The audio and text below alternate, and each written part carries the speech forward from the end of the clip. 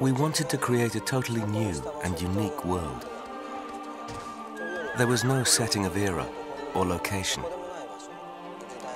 Creating this uniqueness was one of the points that we felt stood out in this particular game.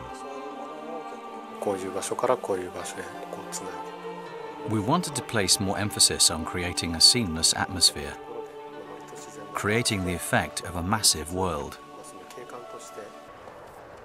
We want the players to enjoy the scenery as they travel through the game.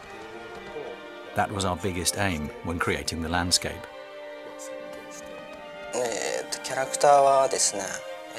There's essentially the hero, the young boy, and the heroine. And the third character is the horse. The goal is for the hero to restore life to the heroine. They are the three main characters of the game.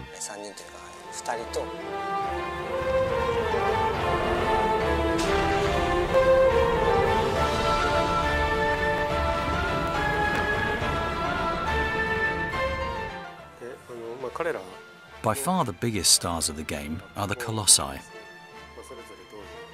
As for their role within the game, I can't go into any details at this time.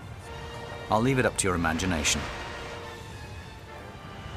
I hope you enjoyed playing the game and discovering that for yourself.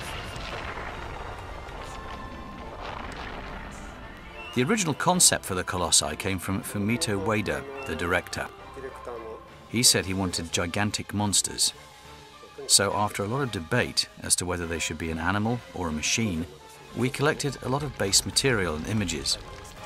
Everything from the motion of cars, to industrial equipment, to hydraulic presses. We brought all the material together, and we decided the player should be unsure as to whether it's living or mechanical. We wanted to make it quite vague, to stimulate the mind of the player as they go through the game.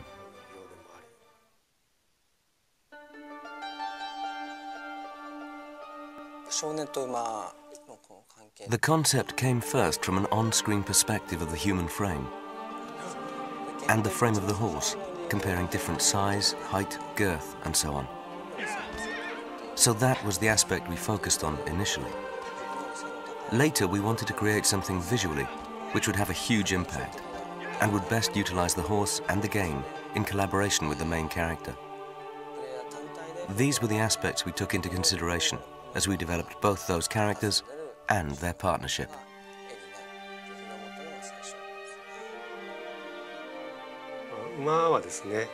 Our modeler and designer created a mock-up of the horse. As opposed to how we worked on Eco, our last game, where we used real horses, with this game we used mock-ups. Some of our staff went out to ride horses for the first time to get a hands-on feel for what it's all about and how it should look on screen. When the team experienced the horse riding firsthand, we sensed a great feeling of joy. It was a really worthwhile experience, and we tried to incorporate that feeling as best we could. We hope those feelings are transferred through the character when the player plays the game.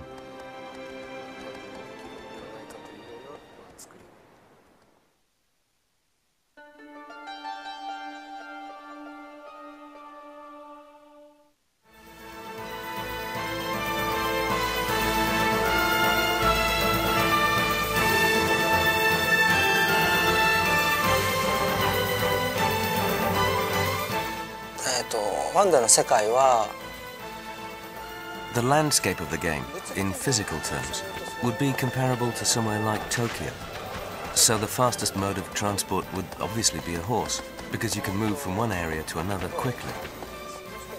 The landscape is vast in size, but it's all accessible on your trusty steed.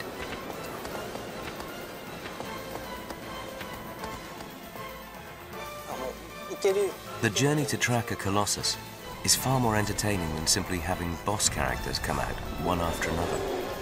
Although that form of game is common and acceptable, in the environment we created, in shadow of the Colossus, with the picturesque landscapes and so on, the intention was to incorporate the journey as part of the game to entertain a broader audience.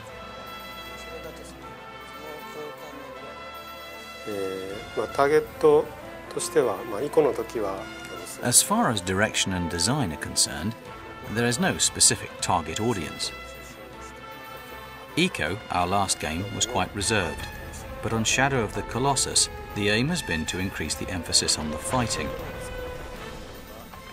We wanted to create a more lavish feel to the fighting and a more innovative game. The goal was to bring a more challenging game to players who were bored by previous games. Although the mechanics are relatively simple, the game itself, I think, will appeal to a broader audience when it goes on sale.